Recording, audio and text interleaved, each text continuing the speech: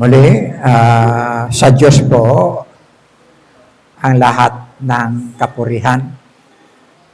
Sa umaga pong ito,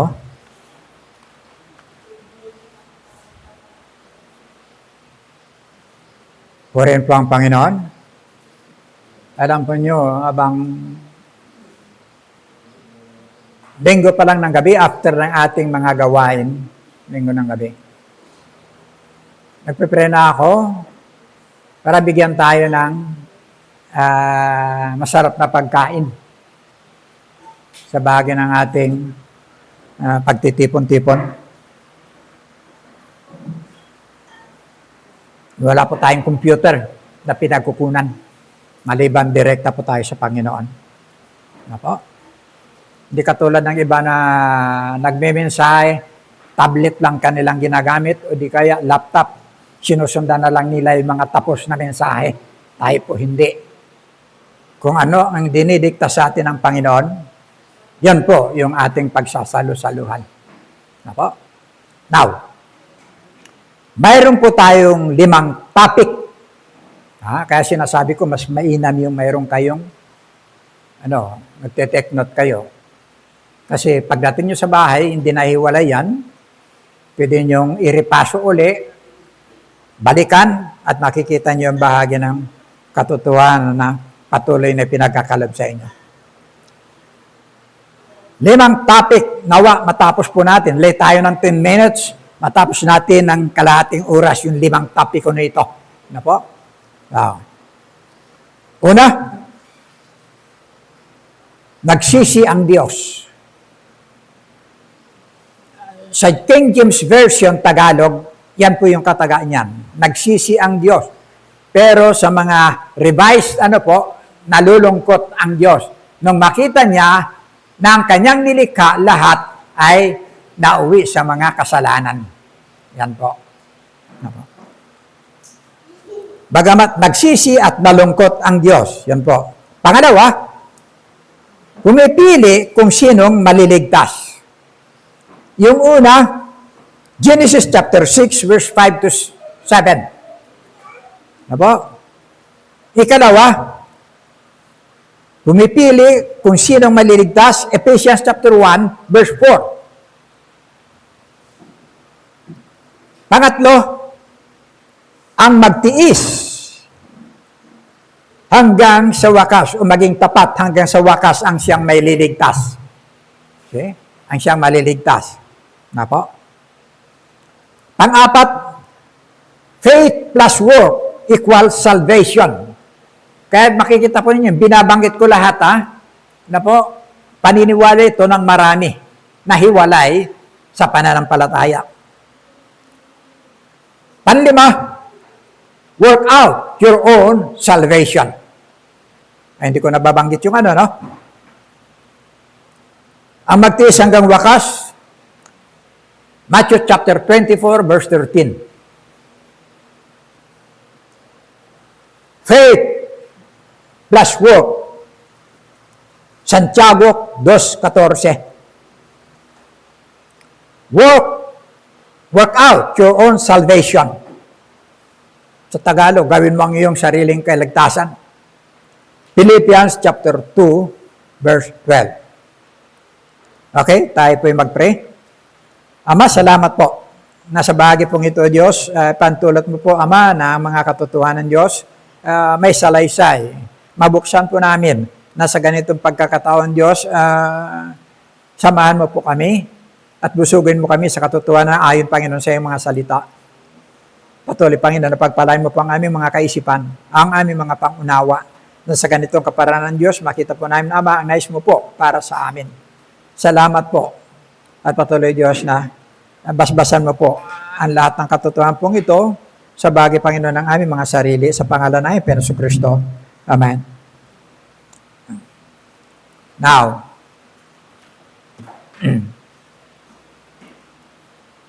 una, nagsisi at nalulungkot ang Diyos. Genesis chapter 6, verse 5 to 7.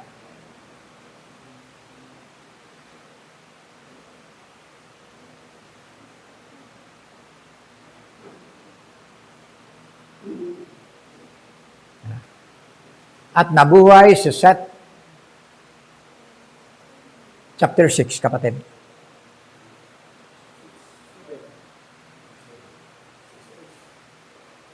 At nakita ng Panginoon na mabigat ang kasamaan ng tao sa lupa at ang buong haka ng mga pag-iisip ng kanilang puso ay pawang masama lamang na parati. At nagsisi ang Panginoon sa kanyang nilalang tao sa lupa at nalumbay sa kanyang puso. Pansinin niyo mga minamahal. Kaya mayroong nagsasabi, ang Diyos pala nagkakamali. See? Ibig sabihin, hindi ba niya alam ang magiging resulta ng kanyang creation? Bakit ngayon, tulad siya ng tao na nagsisisi? Di po ba? Ang resulta ng kanyang paglikha. Ano po? Kaya sabi niya, hindi maganda, sabi niya, buburahin ko. Ano sa panahon ni Noah, lahat yan, sa pamamagitan ng baha, nilinis niya ang buong mundo. Okay?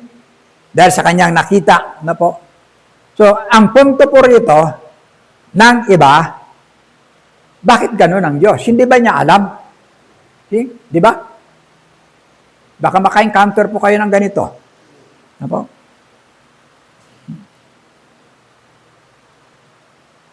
Now, una, pakatandaan po natin, nilikha ng Diyos ang tao na perfect ang kalagayan at katayuan nito. Kinuha niya ito sa kanyang larawan, sa kanyang kaanyuan, nakabanalan. Ano po? Perfect. Hindi po siya nilikhang tulad ng robot. Remote control. Di ba? Pag mahulog, stop ka. Kanan. Ano? Hindi. Binigyan po tayo ng kalayaan, ng pag-iisip. Ano? To choose. Pumili. Sa bahagi ng ating gagawin. Whether mabuti or kasalanan. Ano po? Now na parito, dapat nating makita na ang tao, na po, bago kumapal ang tao, bago niya nakita na lahat naging masama, bunga ng unang tao na bumagsak sa kasalanan. Nauna rito, na bumagsak na ang tao sa kanyang pagsuway. No? Sa pamamagitan ng dalawang tao pong ito. Kaya kung makikita po natin sa Romans chapter 5, verse 12,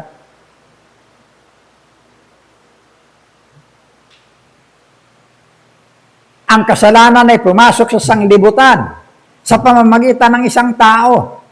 Bakit isang tao? Bakit mag-iisip kayo? Bakit isang tao lang? Bakit si Eva ang pinagmulan? Hindi ba? Si Eva ang unang tinukso ng ahas. Binigyan na lang niya si Adan. Bakit isang tao? Dahil unang-unang nilikha ng Diyos ang lalaki. Pagkatapos, ang Diyos ang pinagtagubilin ng lahat ng bahagi kung ano ang dapat gawin sa bahagi ng panuntunan ng Diyos. Saka lang nagsalita si Adan sa babae. Kaya nga tuksuin siya ng Diablo, ang sabi niya, hindi totoo yan. Kasi sabi, pag kinain daw namin, mamamatay kami. Hindi totoo yan. Yun ang sabi ng Diablo. Hindi totoo yan. Ang sabi niya ganyan, hindi kayo mamamatay. Sabi niya, kasi once na kinain nyo yan, kayo magiging Diyos na katulad niya. Parang Diyos na katulad niya. Yun ang sabi ng Diablo. Parang Diyos na katulad niya. Kaya nagmiti ang babae. Binigyan niya yung lalaki, pero nauna na siyang kumain. Pero nung magkasala na ang tao, unang hinanap ng Diyos ay ang lalaki. Adan, saan ka naroon? Sapagkat ang lalaki ang mayroong responsibilidad sa lahat ng pagtatagubilin, sa lahat ng bahagi ng kaayusan ng tao. Ano po? Ang kataga po rito, sa pagsisisi, nagbago ng pakikitungo ang Diyos sa tao. Yan po. nagbago ng pakikitungo ang Diyos sa tao.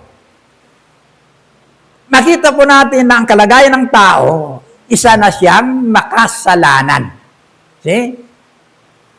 Pumasok ang kasalanan sa sanglibutan sa pamamagitan ng isang tao, at ang kasalanan nakabuntot ang kamatayan. See? Yun po ang bahagi. Kaya makikita po natin yung dalawang kamandag na yan. Mahirap makipag-ugnay ang tao na makasalanan sa isang banal. Hindi po siya papansinin ng Diyos.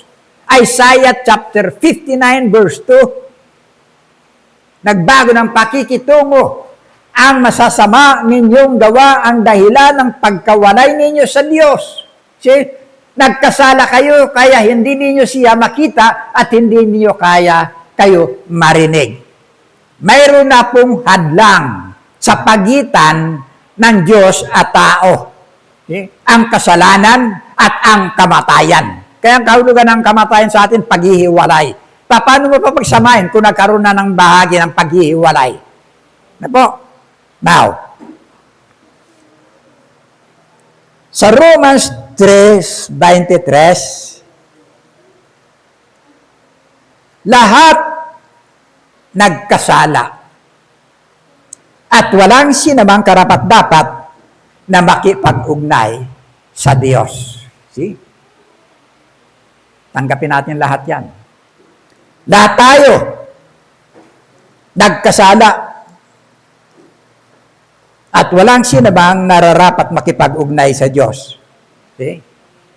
Ito ang hindi naunawa ng mga hindi naniniwala sa Diyos, kay Kristo na siya ay Diyos. Tandaan natin, lahat tayo wala. Ano mang gawin natin, hindi tayo makakabalik sa Diyos. Sa Juan 1:1, nang pasimula ay naroon na ang salita. Ang salita ay kasama na ng Diyos, at ang salita ay Diyos. Nandun na. Magkaroon at nagkaroon. Siyang kapangyarihan. At nagkaroon. Tandaan ninyo, ang Diyos mayroon ng kasama since wala pang lahat ng bagay ang bugtong na anak. Okay? Nang pasimula ay naroon na ang salita ay kasama ng Diyos, at ang salita ay Diyos. Sa pasimula pa ay kasama na ng Diyos ang salita. Wala pa lahat ng bagay na yan. Ano po? Now, sa verse 14, naging tao ang salita at nanirahan sa piling namin.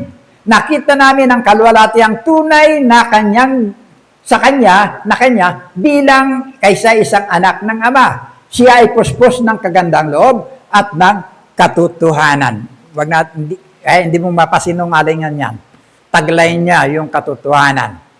Puspos ng katotohanan. So, makita po natin dito, doon sa pagiging ang Diyos. Ito, kahit anong gawin ng tao, nakatalikod ang Diyos. Walang magawa ang tao. Yung mula dito, nagsalaman, isinuot ang tao. See, nakukuha ninyo?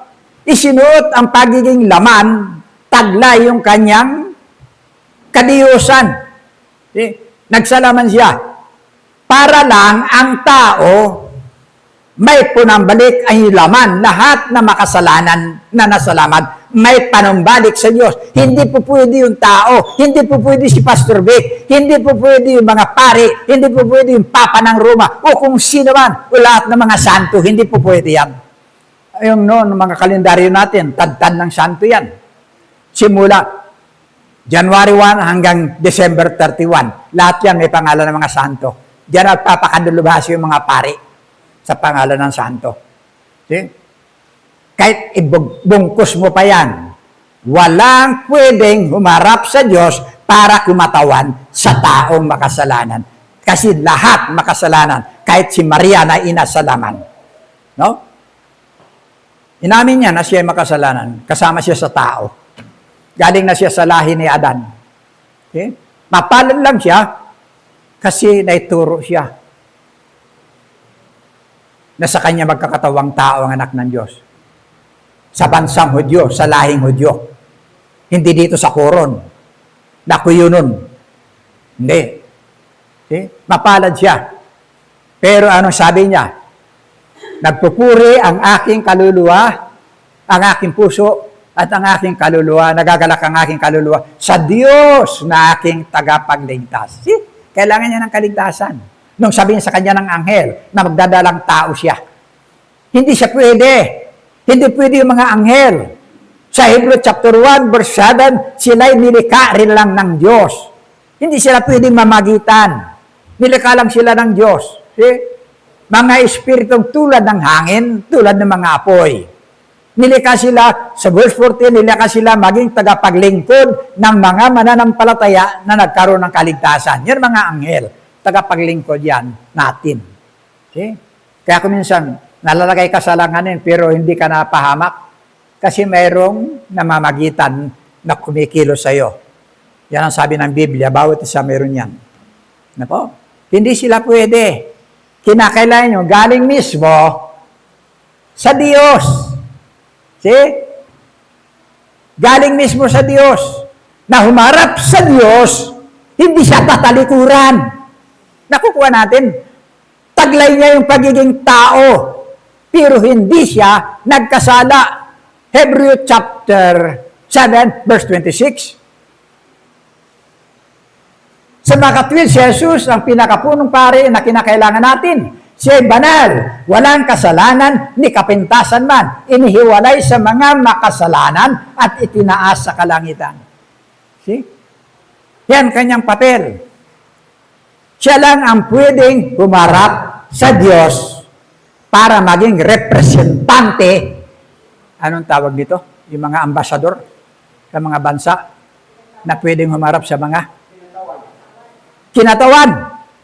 Yan. Siya lang ang pwedeng maging kinatawan para humarap sa isang banal. Kasi banal siya. See, nasuot yung laman. Nakita natin? Walang pwede na magdala sa atin para iisnabin lang tayo ng Diyos. Mabaho ka, patay ka.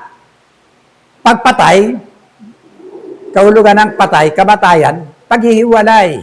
See? Paano ka pakikinggan ng Diyos? Patay ka sa spiritual. Anong magagawa mo ngayon? Wala. Maliban yung buhay na magkatawang tao. Kaya meron tayong tinatawag na, andyan ba? Pilipos. Kabanatang 2. Kahit taglay niya ang kalikasan ng Diyos, hindi niya pinangpilitang manatiling kapantay ng Diyos, bagkus sa halip kusa niyang binitiwan ang pagiging kapantay ng Diyos at namuhay na isang alipin, pinanganak siya bilang tao. See? Yan po yung kanyang layunin. Para lang mapabalik tayo sa Diyos. Kaya ang tanong nito mga hindi naniwala sa kadyosan ni Kristo, kung siya Diyos, bakit siya namatay? See? May Diyos bang namamatay? See?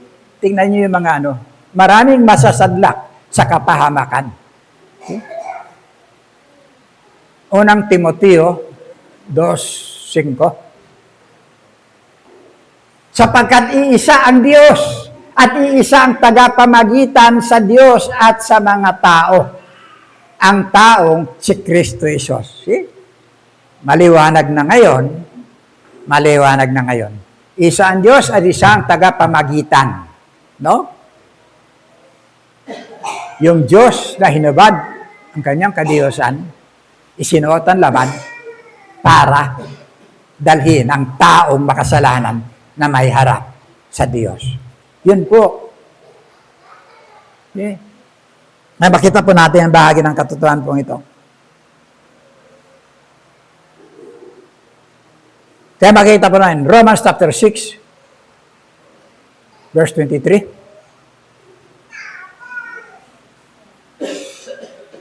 Sapagkat kamatayan ang kabayaran ng kasalanan, yan sa atin po yan. Ngunit ang walang bayad na kaloob ng Diyos ay buhay na walang hanggan sa pamamagitan ni Kristo Jesus na ating Panginoon. See? Dala niya yan. Ngayon, kung magkakaroon ka ng personal na relasyon sa Kanya, pues, siya ang harap sa iyo. Kaya nga sinabi diyan, 1:12. Ano to? Anong talata ito? 1:12. Ang sinamang sa kanya'y tumanggap at nanampalataya, ay tinuring niyang anak ng Diyos. Ang ating Panginoon Kristo mismo. Meron siyang kapangyarihan. See? Naunawan ba natin yung mga talata? Kung bakit naging tagapamagitan siya at bakit sinabing tao? Taglay niya ang lahat sa kanyang balikat, ang kanina kinatawan, tama, ng tao sa kanyang sarili. Pati ang kamatayan na nauukol para sa atin, dinala niya lahat. Okay? Ngayon, kung meron kayong tanong, handa nyo para dito sa mga susunod na mga gawain. Sa May 10. Okay? Ambassador natin si Kristo. Ngayon, pag nag-apply ka ng trabaho, pumili ka ng tinatawag na merong ganyan Anong tawag yan? Yung kinakailangan, yung padrino. Kinakailangan yung padrino mo, malakas. Di ba? Siya ang ating padrino. Ikalawa, pinipili ng Diyos ang maliligtas. Ephesians 1:4.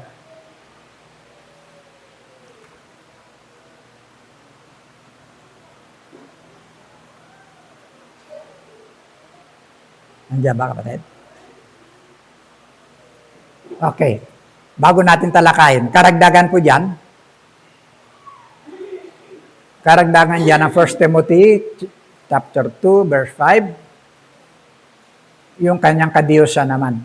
Binanggit siyang tao sa 1 Timothy chapter 2, verse 5. Pero tingnan mo yung kanyang kalagayan sa Colosas 2:9. Balikan mo yun, kapatid. Colosas 2:9.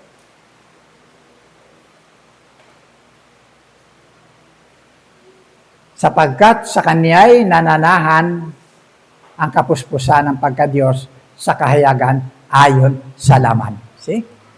Kahit na ayon siya sa laman, nahayag sa Kanya ang buong kalikasan ng Diyos sa laman. Paano siya tatalikuran ng Kanyang Ama? See? Paano siya hindi diringgin ng Kanyang Ama? Pareho silang katayuan na hindi siya nakakakilala ng kasalanan. Kaya walang ibang pangalan. Sabi ng Acts chapter 4, verse 12, mga Gawa 4:12.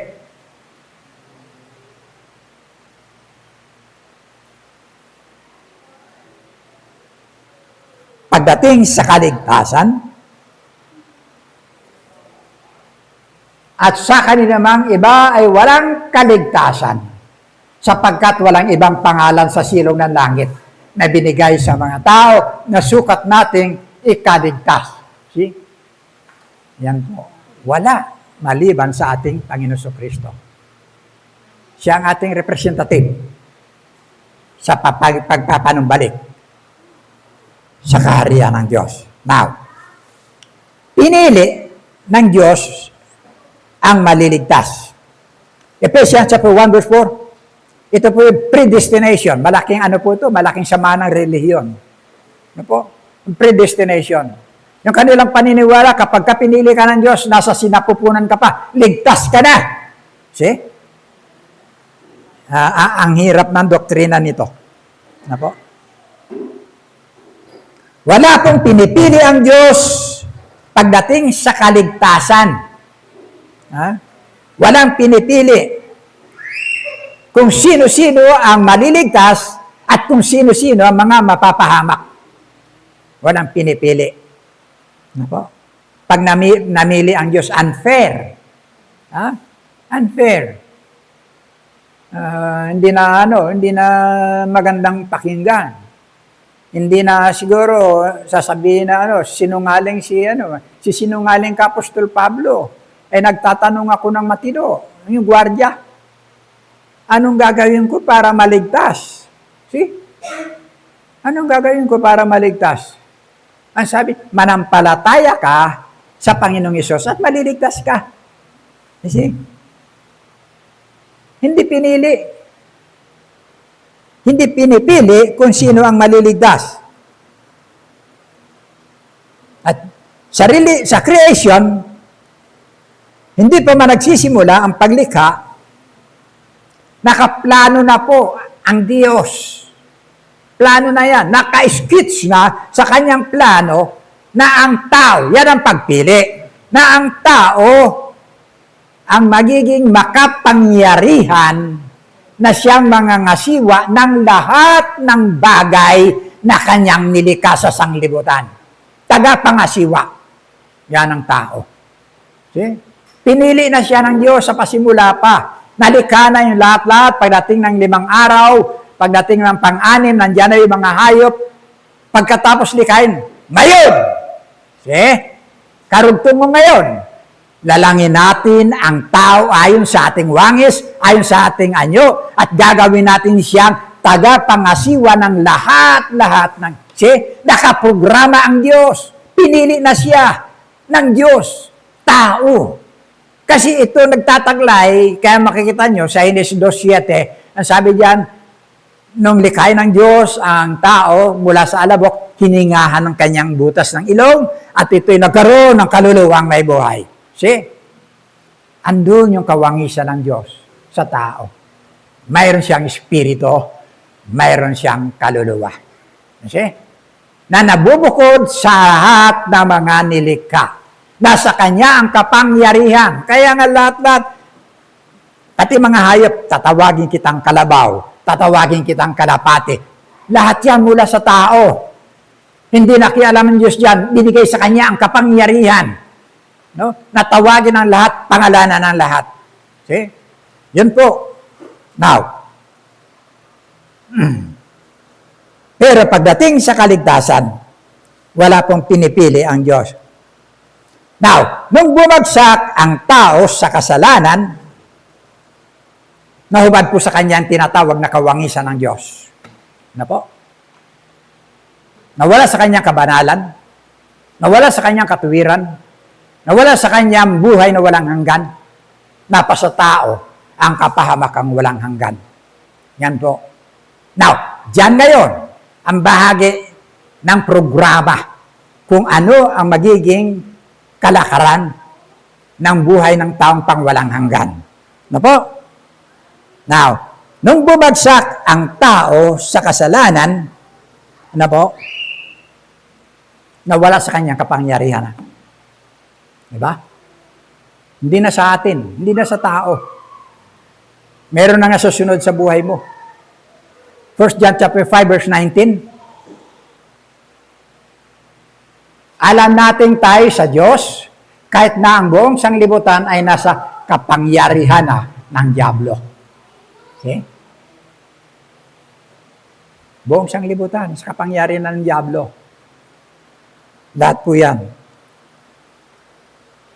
Nasa Diablo na kapangyarihan, wala na sa tao. No? Legit na ang tao, hindi na anak ng Diyos. Sakit pakinggan. Kailan ka lang magiging anak ng Diyos? Pag kinilala mo si Kristo. Pero nung bumagsak ang tao sa kasalanan, lahat nagkasala, lahat anak ng Diablo. 1:8:44.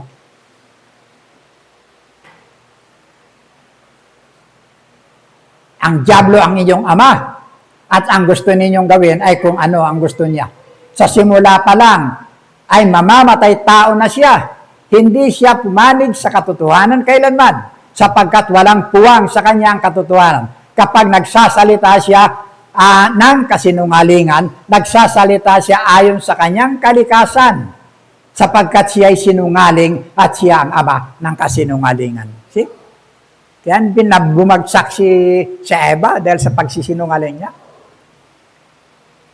Anak ka ng Diablo. Ito na yung nature natin. Sinungaling.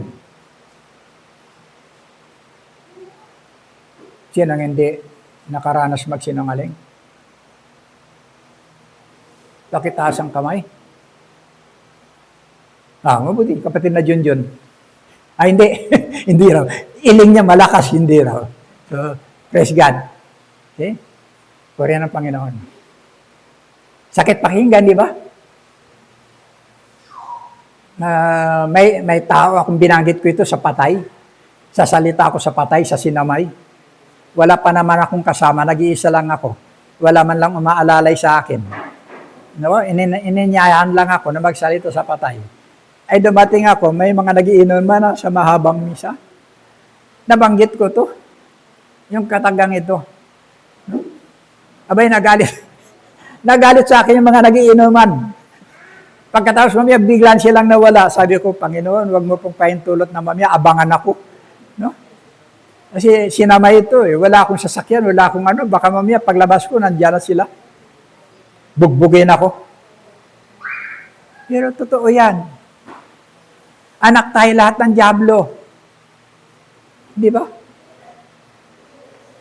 Huwebes, Biyernes, nandiyan sa balita, senior student, babae, ginahasa. Pagkatapos gahasain, pinatay. Ang gumahasa, yung kanyang ama. Sino nakakita niyan sa balita? Yan. Kasama yung 3 adik na kasama niya. Mag-uutos ba ang Diyos ng ganon? Hindi. Dapat nating tanggapin. Makasalanan tayo in nature. Mamamatay tayo ng kamatayang walang hanggan. Sapagkat ito ang ating kalikasan.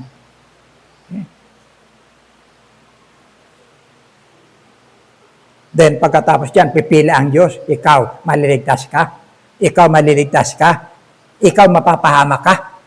Ganun ba ang Diyos? Hindi. Ano po? Now, pagdating po sa kaligtasang kaluluwa, nagbubukas ang Diyos ng pintuan para sa lahat ng makasalanan. Nasa sayo po ang desisyon. Kung papasok ka o hindi sa pintuang ito.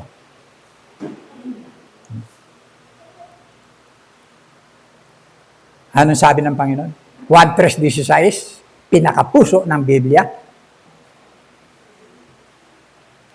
Sapagkat gayon na lamang ang pag-ibig ng Diyos sa sangkatauhan. Sangkatauhan yan, wala pang naligtas dyan. Sangkatauhan. Kaya't ibinigay niya ang kanyang kaisa-isang anak upang ang sinumang sumampalataya sa kanya. See? Upang ang sinuman, mayaman ka man, mahirap ka man, matalino ka man, bupol ka man, ano man ang katayuan mo, ang sinuman sumampalataya sa kanya ay hindi mapapahamak kundi magkaroon ng buhay na walang hanggan. May pinili ba diyan ang Diyos? Walang pinipili diyan ang Diyos para kung sino maligtas. Sa talatang 36, ang sumasampalataya sa anak ay may buhay na walang hanggan. Ngunit ang hindi sumusunod sa anak ay hindi magkakaroon ng buhay, sa halip mananatili sa kanya ang puot ng Diyos. See? Nakita natin lahat nakasentro sa ating Panginoon Kristo. Kung bakit ganun yung Diyos na ito na nagsalaman para maging representative natin para pakinggan tayo ng Diyos. See?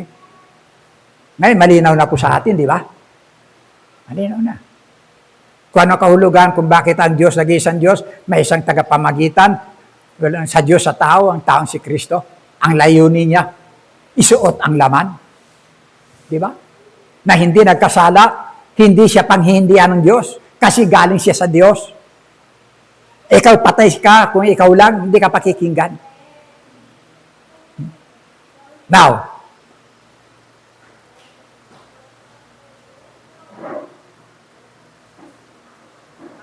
nasa iyo ang desisyon kung tatanggapin mo o hindi. Ang magiging desisyon, ikaw po ang pipili, hindi ang Diyos ang siyang pipili kung sino ang siyang maliligtas. Ikaw.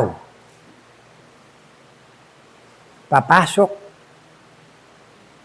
Gusto mo sa maluwag na pintuan, nasa iyo yun. Sa Matthew 7, 13, 14 yan. Makipot ang daan tungo sa buhay. Bakit? Individually, sino man ang pumasok, kahit na ikaw, ano ka, Kristiyano ka, ang dami mong anak, ay hindi naman mga Kristiyano anak mo, papasok kami, hindi pwede. Isa-isa lang. Yan ang relasyon sa Panginoon. Yung may relasyon lang ang pwedeng pumasok.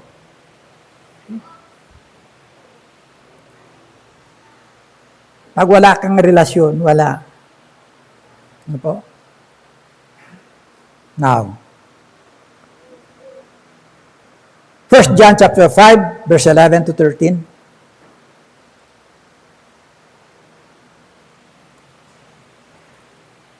At ito ang patotoo, ipinagkaloob sa atin ng Diyos ang buhay na walang hanggan, at ito'y makakamta natin sa pamamagitan ng kanyang anak.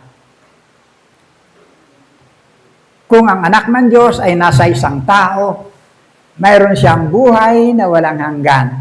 Ngunit kung wala sa kanya ang anak ng Diyos, ay wala siyang buhay na walang hanggan. Si Kristo lang. Yun po yung pinakaano natin. Hindi pumipili ang Diyos. Kung nasa iyo si Kristo, pues, panghawakan mo. Verse 13. Isinusulat ko ito sa inyo upang malaman ninyo na kayong sumasampalataya sa anak ng Diyos ay may buhay na walang hanggan. See? Kayong mga sumasampalataya sa anak ng Diyos. Isinusulat ko sa inyo para inyong mabatid, matiyak, malaman na kayong nananampalataya sa anak ng Diyos, may buhay na walang hanggan. Pero never napipili ako na ikaw ang maliligtas. Malawak po yung doktrina na yan. Na pinipili ng Diyos yung mga naliligtas. Dahil sa talatang yan, Ephesians 1:4. Okay? Now, balikan natin, Ephesians chapter 1, verse 3 to 4.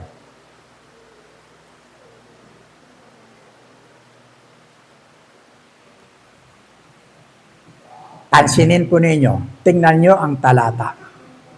Kung pagpili ang Diyos dyan, purihin ang Diyos at Ama ng ating Panginoong Jesucristo. Pinagkalooban niya tayo ng lahat ng pagpapalang espiritual na nagmumula sa langit dahil sa ating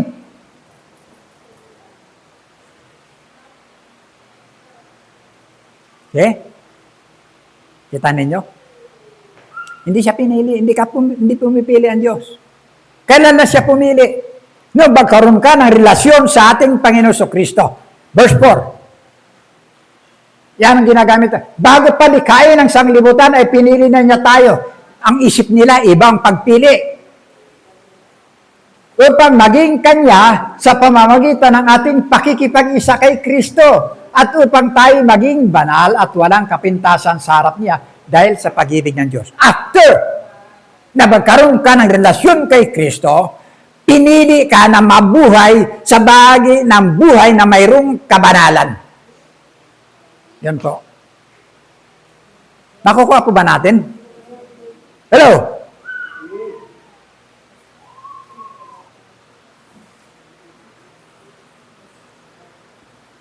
Yeah?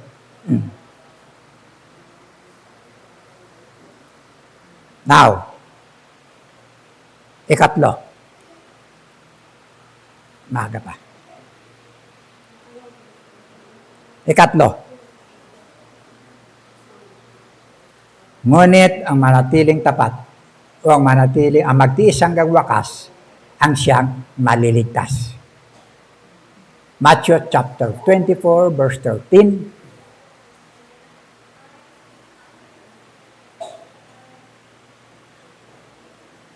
Ang siyang maliligtas. Alisin mo na yung pananampalataya. Maging tapat ka na lang. Di ba? Maging tapat ka na lang. Yan pala yung batayan ng kaligtasan.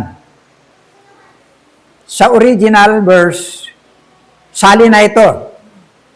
Sa original verse, ang magtiis hanggang wakas ang siyang maliligtas. Yan sa original verse. Ano po? Now, ang Matthew po yan. Yung Matthew po ay napapalooban ng iba't ibang pangyayari at mga kaganapan. Matthew chapter 24. Nariyan yung mga palatanda na malapit na dumating ang ating Panginoon Kristo. Isa na dyan, yung mga digmaan na yan. Ha? Nandiyan yung mga lindol o anumang mga bagay na kaganapan.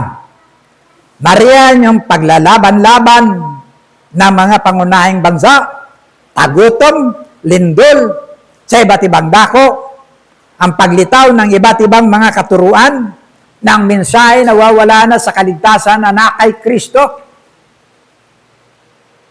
ng pagpasok ng banal na Espiritu doon sa mga nangingisay sa pamamagitan ng kahit jacket o anumang bagay na pagkumpas ng kamay. Okay? Nasa tao ng kapangyarihan na wala na sa personal na relasyon sa ating Panginoon Kristo.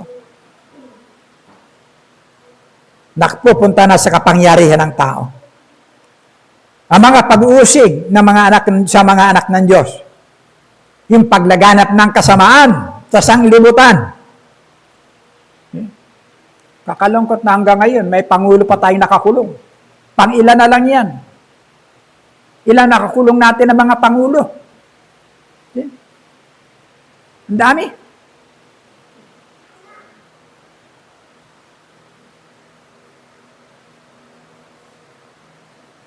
Ang walang katulad na kapighati ang mararanasan ng sanglibutan. Ang sabi diyan ng Biblia, Matthew chapter 24, sapagkat sa mga araw na yon, ang mga tayo magdaranas ng matinding kapighatiang hindi pa nararanasan mula ng likhain ng sanglibutan. Wala pa, hindi na-experiensya. Hanggang sa ngayon, at hindi na mararanasan pa kahit kailan. Okay? Kailan yan? Pag wala rin mga anak ng Diyos dito. Pag anak ng Diyos, panghawakan mo. Pagdating ng Panginoon, ikaw lang ang makakarinig ng tinig ng Panginoon. Within the twinkling of an eye. Anong ka na? Yung katabi mo, walang relasyon sa Panginoon, magtataka na lang. See? Pagkuha sa'yo, sa salit, yung tinatawag na kapighatian, verse 22. At kung hindi pinaikli ng Diyos ang mga araw na yon, walang taong maliligtas. Grabing hirap niyan. Ngunit alang-alang sa mga hinirang, yun ang hinirang, Israel, paikli ng Diyos ang mga araw na yan. Marami matitigas ang ulo ng mga Hudyo hanggang sa kasalukuyan. Hinirang sila. Kaya nga inutusan ng Diyos si Moises, bumalik ka doon sa aking bayan na aking hinirang. See? First, ano to? First Chronicle chapter 7 verse 14. If my people that I call my name, tinawag ko sa aking pangalan, matutong manalangin, magpakumbaba, magsisi, patatawarin ko sila. Yan. Bansang Israel.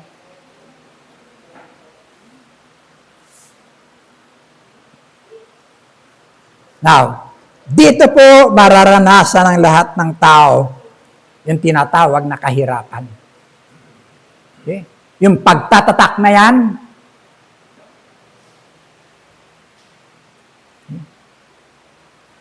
alam ating mga kapatid na mangingisda, hindi kayo makakalaot kung wala kayong tatak. Okay? Bibili ka lang ng suka, hindi ka makakabili kung wala kang tatak. Paniwalaan mo yung Biblia. Mag-apply ka, hindi ka tatanggapin kung wala kang tatak. Hindi ka makapasyal, makapasok sa mall kung wala kang tatak. Lahat ng karapatan, wala sa'yo. Yan po. Kaya, Pansinin niyo yung hirap. Ha? Pansinin niyo yung hirap lahat. Yung ating binasa dito, ating responsive, bahagi lang yun. Okay? Kaya sabi ng verse 8, Matthew chapter 24, verse 8, ang lahat ng mga ito'y pasimula pa lamang ng mga paghihirap na tulad ng isang babaeng nanganganak. See? Bukas pa lang yan, ang Matthew chapter 24. Pasimula pa lang. Anong ibig sabihin? Mayroong mga naghahandog ng kanilang mga bahay. Bago ka pumasok, mayroong cutting ribbon. Pasimula lang yun para ang lahat makapasok. Ganyan. Pasimula ng lahat ng paghihirap. Ano po? Now, pagkatapos nito, magaganap ang tinatawag na second coming. Minsan, hindi naintindihan ng tao yan. Iniisa na lang nila yung rapture at saka second coming. No? Ang dami kong kaano dyan. Nag-post ako ng rapture first before tribulation. Okay?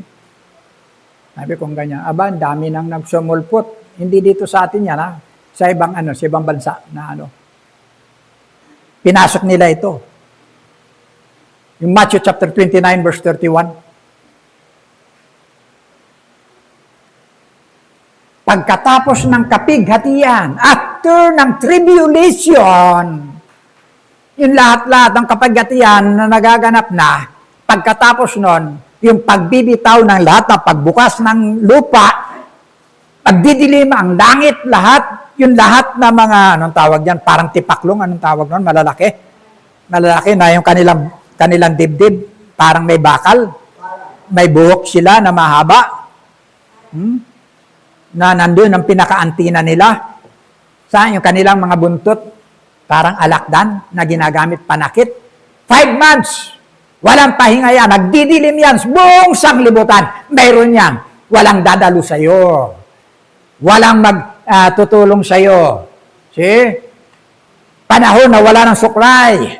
Panahon na wala ng shampoo. Panahon na wala ng hilamos. Panahon na wala ng paligo. Dahil maya-maya, seconds, bawat mamaya, dumadapo sa iyo. Pagkagaling sa iyo, lipat na naman sa iba. Sa buong mundo yan.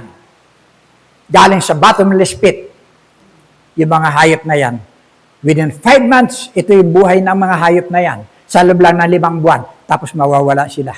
Wala na. Kaya yun, ang limit na pinagkaloob. 5 months na magpapahirap sa tao. Ang sabi ng Biblia, hahanapin ng tao ang kamatayan, pero tatakas, katatakutan sila ng kamatayan.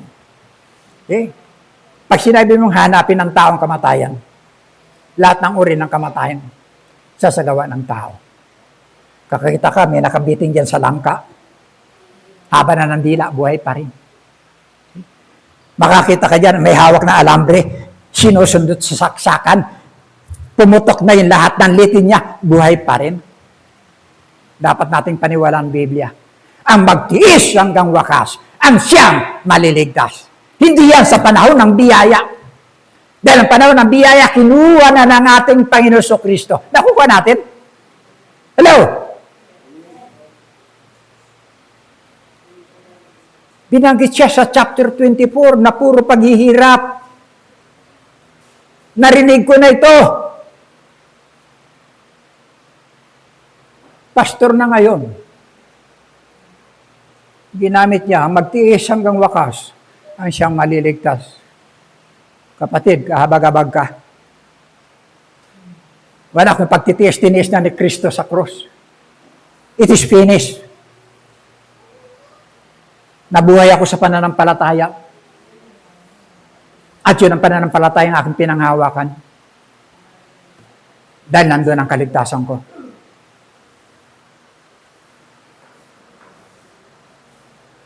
Now, ang sabi ng Biblia dyan, Pagkatapos ng kapigatian, after ng tribulation.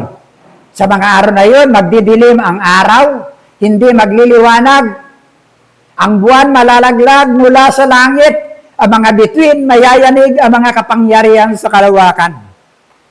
Hello? Hindi na yan gawa ng tao. Yung mga fireworks na yan, hindi na yan gawa ng tao. Gawa na ng Diyos. Hindi biro. Ngayon, yung bahagi lang ng mga epektado ng digmaan ng Iran, ng US at ng Israel, marami ng apektado. Di po ba? Pero ito lahat. Walang may kukuble. Nung sabihin ng Biblia, iiyak, tatangis ang lahat ng bansa sa buong sanglibutan. Hayag sa kanila, darating ang ating Panginoon Kristo. See? Sa rapture, walang nakakaalam. Silensyo lang. Andun lang siya sa ere. Dito, babalik siya, aapak siya sa lupa. Ang dala niya, puot ng Diyos. Doon sa panahon ng tribulation na pinagkaloob niya para ang tao mabigyan pa ng pagkakataong magsisi, mga naiwan sa rapture para kumilala sa Diyos. See? Pero hindi pa rin kumilala sa Diyos. Darating ang Panginoon para wakasan ang kasalanan sa sanglibutan. Sabi ni Duterte, hindi pa nakakaupo, within 6 months, tatapusin ko ang drugs. Hindi niya matatapos. Kahit tapusin niya, ubusin niya lahat ng kalahati ng tao sa mundo. Hindi niya matatapos ang kasalanan. Ang ating Panginoon Kristo lang. Kasi kung matatapos niya, hindi na babalik ang ating Panginoon Kristo. You see? Si Kristo lang makakatapos. Yun ang ating responsive kanina. Di po ba?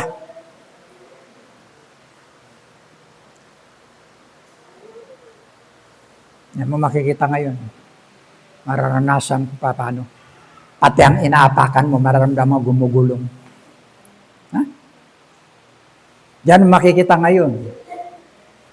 Yung mga lightning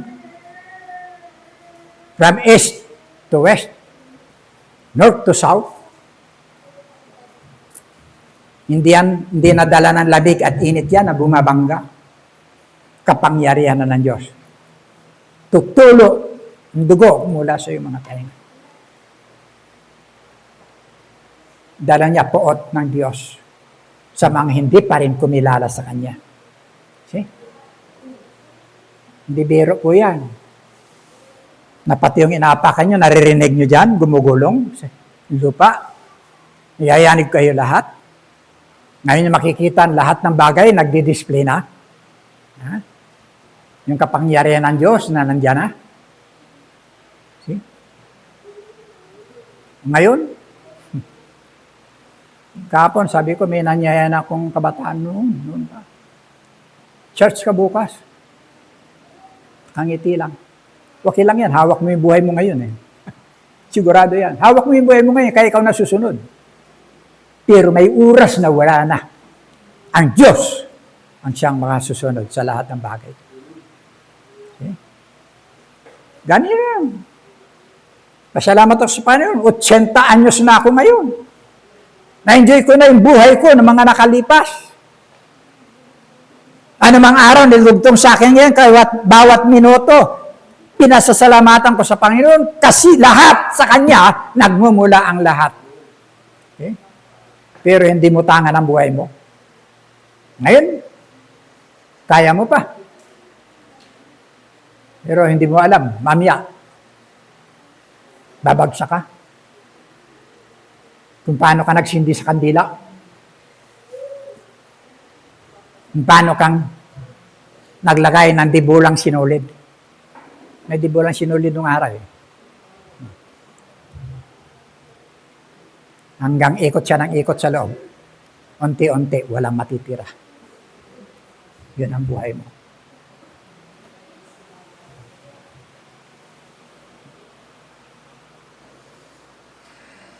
Hello?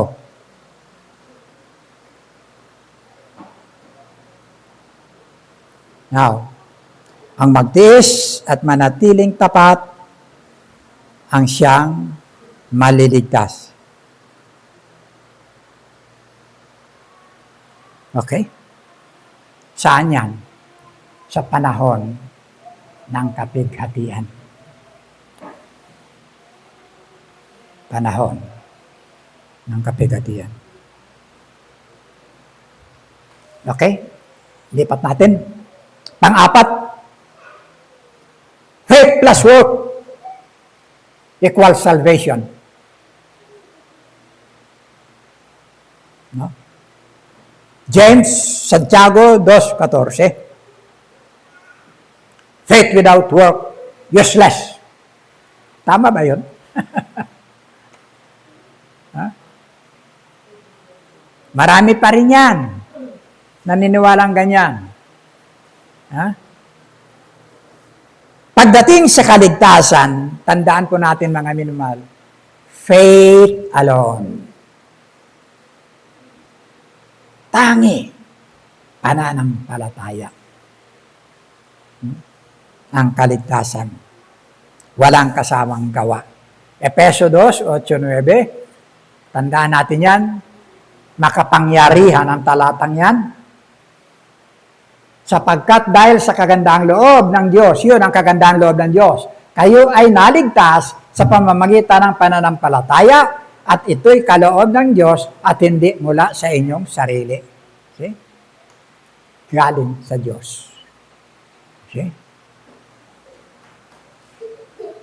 Kaligtasan yan, galing sa Diyos. Ano? Pag sinabing biyaya, wala kang ginawa. Ha?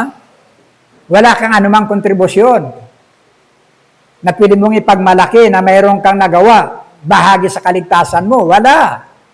Kinampleto ng Diyos. Ha? Mula sa langit hanggang sa lupa. Kinampleto yan ng Diyos. Diba? Yan ang sabi diyan. Verse 9, hindi ito bunga ng inyong mga gawa, kaya't walang may pagmamalaki ang sinuman. See? Maliwanag na ano po yan. Pananampalataya, biyaya, kaligtasan sa biyaya. Ano po? Romans chapter 1, verse 16-17.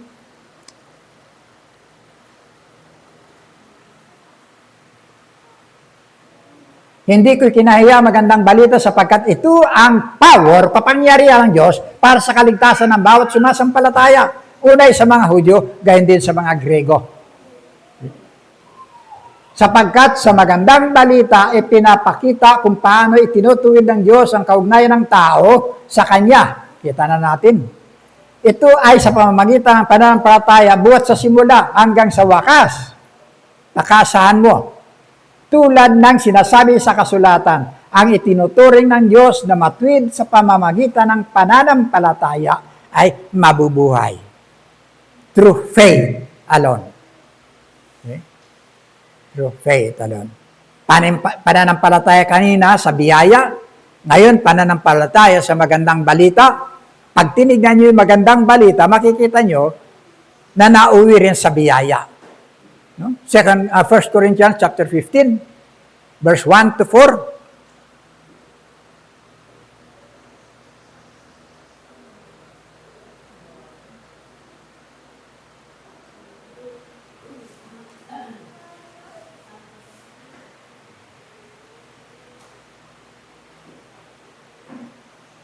First Corinthians 15. 1 Corinthians chapter 15, verse 1. Yan, okay? Ngayon, pinatatalastas sa iyo, mga kapatid, ng ebanghelyo na sa inyo'y aking ipinangangaral. Ebanghelyo, magandang balita, na inyo namang tinanggap, na siya naman ninyong pinananatilihan. Okay? Ang laman ng ebanghelyo, sa pamamagitan naman ito'y ligtas kayo kung matyaga ninyong iingatan ang salitang ipinangaral ko sa inyo. Maliban na kung kayo nagsisimpalata ng walang kabuluhan. Okay? Sapagkat ibinigay ko sa inyo una sa lahat, ang akin namang tinanggap. Ebanghelyo na si Kristo ay namatay dahil sa ating mga kasalanan ayon sa mga kasulatan. Verse 4, at siya'y inilibing at siya'y muling binuhay ng ikatlong araw ayon sa mga kasulatan. Yan ang ebanghelyo na nagliligtas. Magandang balita. Si Kristo ay namatay, muling nabuhay para sa atin. Now, biyaya. Good works ang gawa, bunga ng pananampalataya. Fruit of our salvation. See? Reaction ng kaligtasan na napasa atin. Kaya ka gumagawa ng mabuti. See? Reaction yun. Hindi ka gumagawa para ka maligtas. Kundi ito yung bahagi ng bunga ng iyong kaligtasan na magmula sa Panginoon Kristo. May pagkakaiba. Halimbawa, Luke chapter 19, verse 8.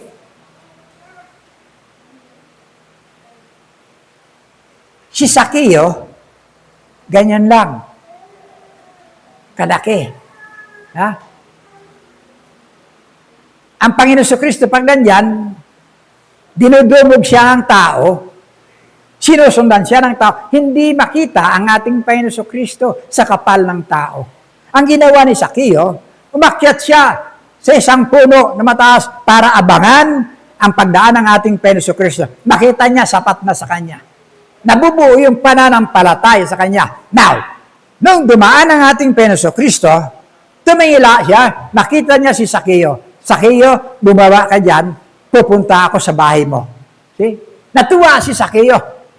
Pagdating doon, pagpasok nila doon, ang resulta, sabi niya, Panginoon, yung aking kayamanan, hahatiin ko at ang kalahati ibibigay ko sa mga mahirap.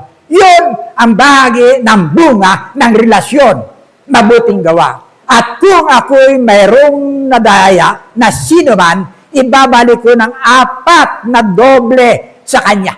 See? Yun po yung bunga ng kaligtasan na napasa atin. Hindi tayo gumagawa para maligtas, kundi gumagawa tayo sapagkat ito po yung follow-up ng kaligtasan na napasa atin. Ito po yung sinasabi kanina ng Ephesians chapter 1, verse 13, verse 3, ang sinabi diyan na ibinuhos. Kaya mong i-trace pa yun, kapatid? Para makita mo? Makita natin lahat.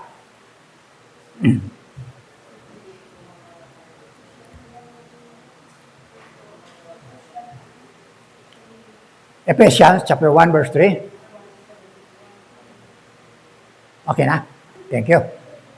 Purihin nawa ang Diyos at Ama ng ating Panginoong Kristo na siyang nagpala sa atin ng bawat pagpapalang ukol sa Espiritu sa sangkalangitan kay Kristo. Sa ibang talata, ibinuhos ng Diyos ang mga bagay na pag-ugali ng kalangitan. See? Galing sa Diyos. Magkakaroon ng reflection sa ating mga buhay, yung tinatawag na pagbabago. See? Yan po ang ibig sabihin po dyan. Faith plus work, salvation. Ang malaking problema,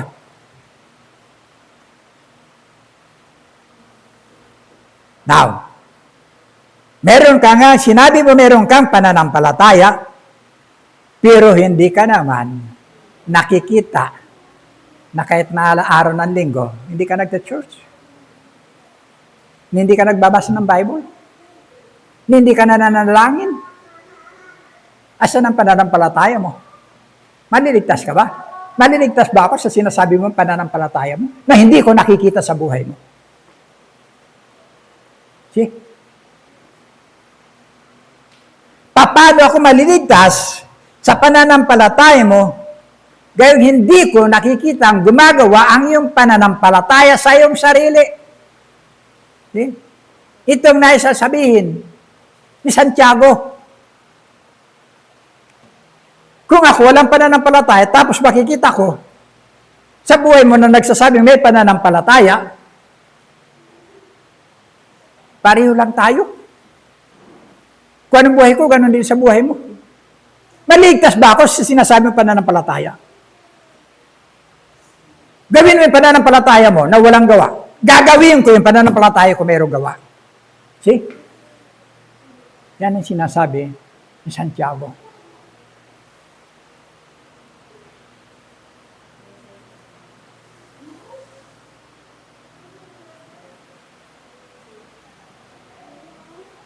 Kaya nga sabi ko, minsan, paano tayo makaroon ng maging pagpapala? Ang ating buhay na nagsasabi tayo may pananampalataya, pero hindi naman nakikita sa bagay ng buhay mo, pang araw-araw. Diba ba? Pagkatapos sabihin mo may pananampalataya ka, samantalang nakikita ko naman sa sarili mo. Nakikita ko sa buhay mo na mas aktibo ka sa sanglibutan kaysa sa mga bagay na para sa Diyos. Paano ka magiging pagpapala sa akin na walang pananampalataya? Di po ba? Pananampalataya po, reaction. Ephesians chapter 2, verse 10.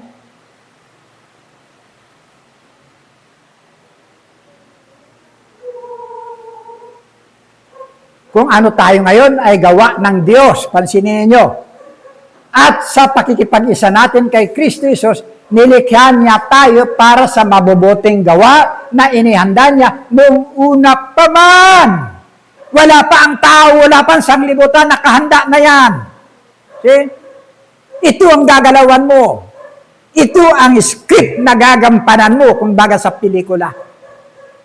Yung pag-uugali na nandun. Yan ang binuo sa'yo. Ano na dyan? Ephesians 1:13, di ba? May tatak ka. Nanganganak yan. Banal na Espiritu, namumunga. Ang daming bunga niyan. Ha? Kung ano tayo ngayon, gawa ng Diyos yan. Hindi mo gawa. Ha? Yung lahat ng kabutihan na lumalabas sa iyo, gawa ng Diyos yan. At sa pakikipag-isa natin kay Kristo Jesus, ay nilikha niya tayo para sa mabubuting gawa. Diyan ka ngayon na inihanda niya noong una pa man upang gawin natin. Ano? Kabanalan, katwiran, kagalakan, kapayapaan. See? Bunga ng Espiritu Santo na nasa iyo. See? Kompleto ka. Wala kang kulang. Yan ang sinasabi. Ano po? Nagawa. Pananampalatayang may gawa. Mula sa Diyos. Okay? Panlima. Limang minuto na lang. Dito natin.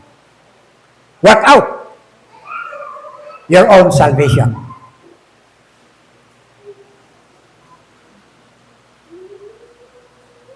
Philippians chapter 2, verse 12. Sa Tagalog, gawin mo ang iyong sariling kaligtasan. Okay? Romans chapter 6, verse 23. Ito pala. Kaya nga, mga minamahal, tulad ng inyong buong pusong pagsunod nung ako'y kasama pa ninyo, lalo kayong maging masunurin ngayon, ako'y malayo sa inyo, pag sumikapan ninyong maging ganap ang inyong kaligtasan ng may lubusang pagpagalang at pag-ibig sa Diyos. Pero sa English kasi, yun ang sinusunod nila eh. Work out your own salvation. Work out. Gawin mo. Okay. Romans chapter 6 verse 23a. Ang kabayaran ng kasalanan ay kamatayan. Yun lang. Sapagkat kamatayan ang kabayaran ng kasalanan. See? Yun lang. Pansinin nyo, Yung taong patay, ano ba magagawa ng taong patay sa kanyang sarili? Ha? Wala. Ang gapogto yung kanyang hininga. Wala na siya, paliliguan na lang siya, lilinisin ang kanyang katawan, see? Bibihisan, gagawa ng make-up, hindi siya makapamili kung anong atao lang gusto niya, kung anong isusuot niya. Wala na. Sinong pwedeng magpala sa kanya? Yung buhay. Okay? Yung buhay lang ang pwedeng magpala sa kanya. Kaya doon sa B, Romans chapter 6, verse 23, B, yan. Ngunit ang walang bayad na kaloob ng Diyos ay buhay na walang hanggan sa pamamagitan ni Kristo Jesus na ating Panginoon. Siya lang ang pwedeng gumalaw sa ating mga buhay. Okay? Siya lang ang pwedeng magpala sa ating mga buhay. Sabi diyan, ngunit ang kaloob ng Diyos ay buhay na walang hanggan sa pamamagitan ng ating Panginoong Jesucristo. Romans chapter 5, verse 8 and 9.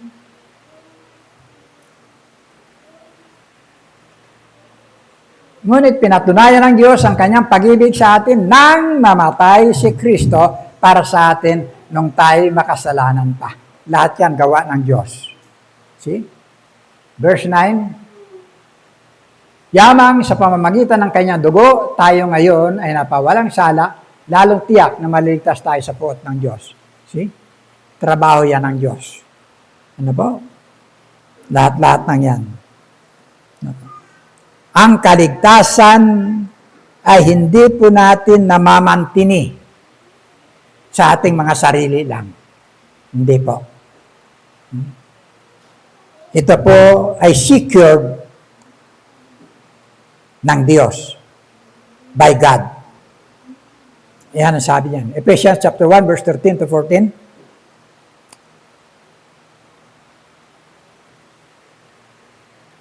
Sa pamamagitan ni Kristo, kayo rin naman nakarinig ang salita ng katotohanan ng magandang balita na nagdudulot ng kaligtasan, sumampalataya sa Kanya ay pinagkalooban ng pinangakong Espiritu Santo bilang tatak ng pagkahirang sa inyo. See?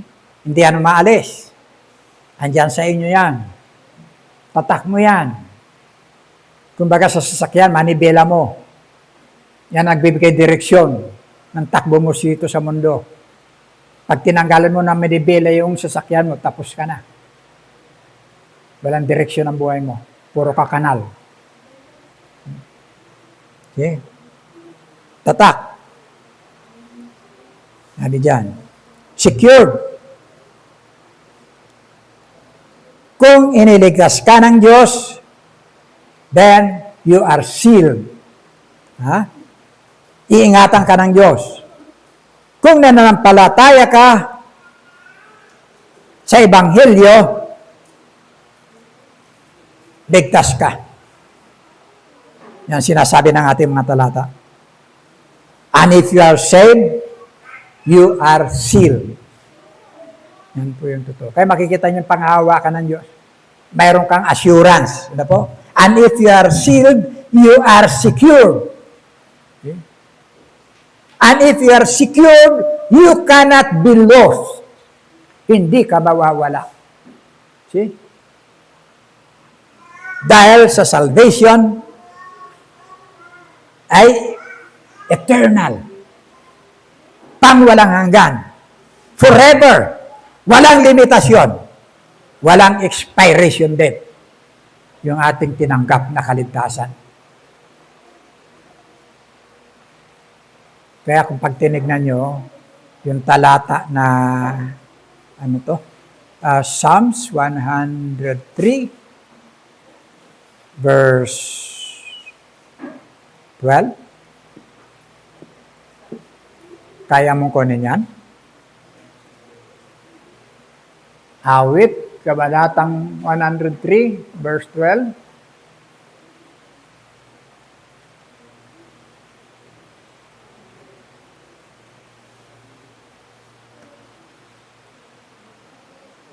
Eternal.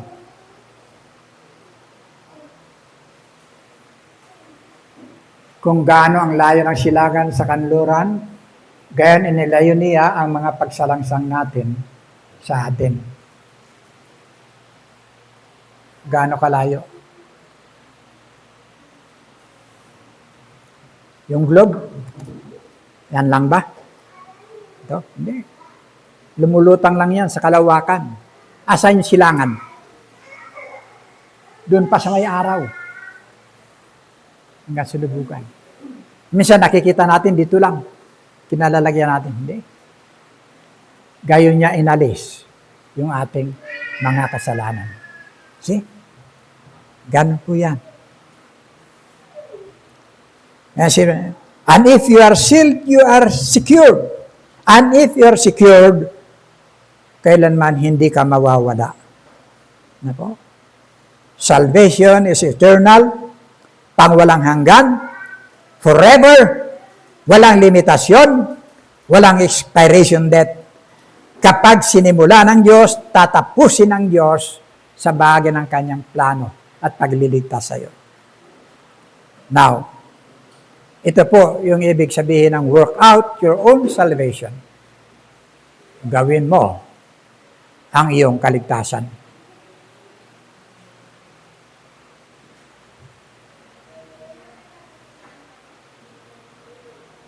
Second Timothy.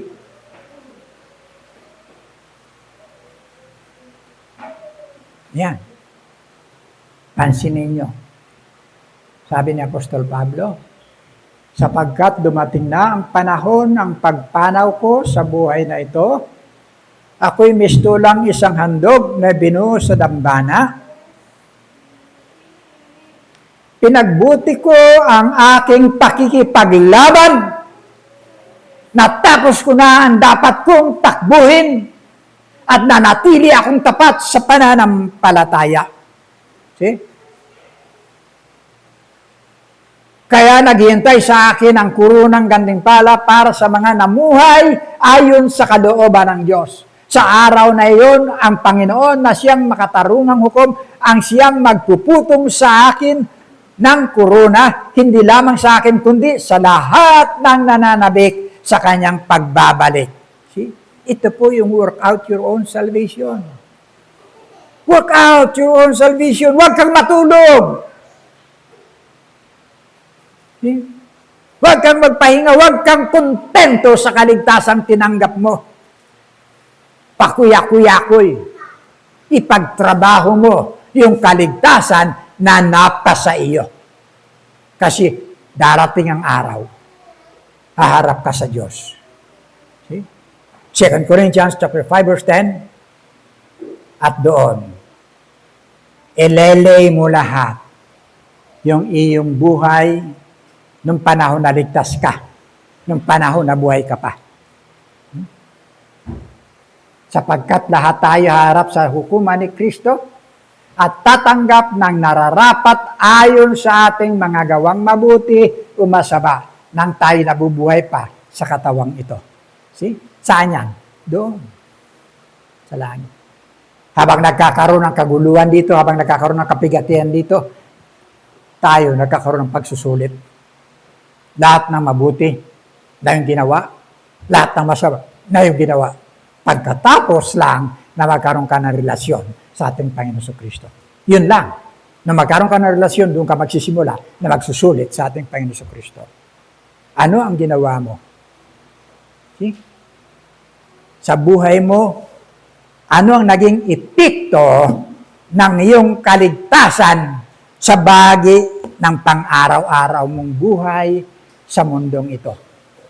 O nagpasasa ka lang sa bahagi ng iyong buhay sa laman.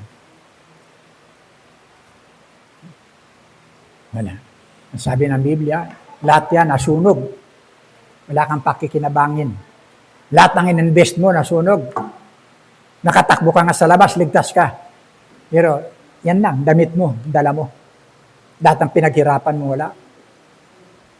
Hindi paglilingkod sa Panginoon. Nakuha po natin, mga minamahal, 5 paksa na mahalaga na kuminsan ginagamit ng tao, ginagamit ng mga tagapagturo at paniniwala na lahat ng yan naka-apekto sa kaligtasan. Tandaan natin, ang nasa Diyos, secured ka. May pananampalataya ka, sapat. Okay? May mga taong wala nang nagawa. Lucas 23:43, ang sabi ng magnanakaw dun sa krus, Jesus, alalahanin mo ako pagdating mo sa iyong kaharian. Hindi niya Hindi niya inisip yung kanyang kalagayan. Hindi niya inisip yung kanyang katayuan. Paano ito makasalanan ako, hindi ako karapatan? No, hindi. Nilagay niya yung kanyang katayuan sa pananampalataya sa tagapagligtas. Anong narinig niya? Alam niya, buhay pa siya, maiiwan yung kanyang kaluluwa sa krus. Pag siya'y nalagutan ng hininga, pero yung kanyang kaluluwa, kasama ng ating Panginoon Kristo. Ngayon din, katotohanan sinasabi ko sa iyo, ngayon din, kakasamahin kita sa aking paraiso. Wala pong ano diyan. Faith ang pwede lang panghawakan.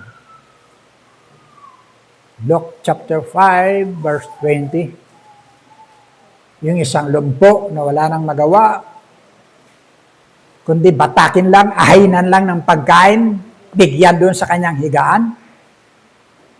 Ako? Walang magawang mabuti. Pero ginarantya sa kanya ng Diyos na makita ng kanyang pananampalataya, sabi ng Panginoon, at nakita ng Panginoon ang kanyang pananampalataya. Sinabi niya, kaibigan, pinatawad ka na sa iyong mga kasalanan. See? Yung babaeng aliparat, pok-pok, pam-pam, may tawag pa dyan, marami. Nung makita ng Panginoon, tinulak sa kanya ng marami makasalanan. Tapos gusto patayin sa bato. Batas ng Hudyo, pinapatay sa bato. Binabato. Hindi niya pinansin, imuko siya, sumulat-sulat lang. Pagtingalan niya, wala na. Basta sinabi lang, kung sinong hindi nagkasala, ang siyang unang dumampot ng bato at ipukol sa kanya. Then pagkatapos nun, pinalayas ang 7 demonyo sa kanyang katawan. Yun lang.